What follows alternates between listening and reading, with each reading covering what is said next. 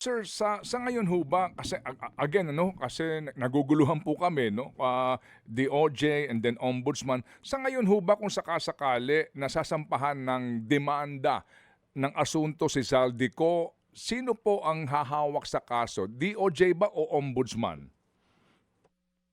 Ganito po, Manong Ted.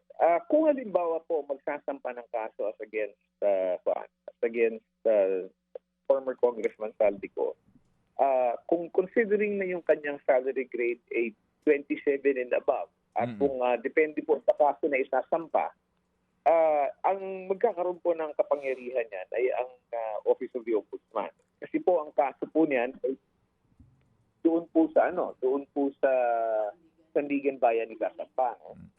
Now, kung halimbawa naman po ang ombudsman ay magdesisyon, okay, nasa kami nag-imbestiga or nasa amin ang sinampa ang kaso, maaari naming i-deputize ang Department of Justice para sila mag-imbestiga at sila na rin ang mag-prosecute pagdating sa Sandigan Bayan.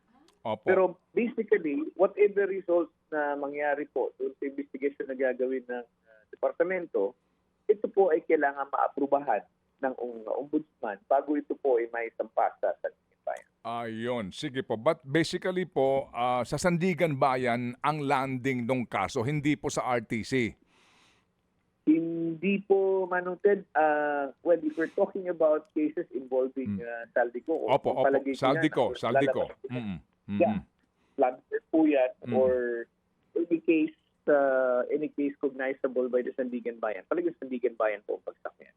Mga kapatid, brothers and sisters, saan ka pa? Dito na tayo sa totoo. Dito na tayo sa True FM. Mga kapatid, mag-subscribe and follow po kayo sa social media accounts ng True Network PH. Yan po kami, hanapin nyo lang True Network PH, Facebook, Instagram, YouTube, TikTok, and podcast.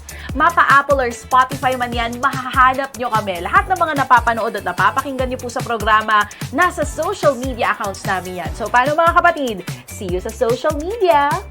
Dito tayo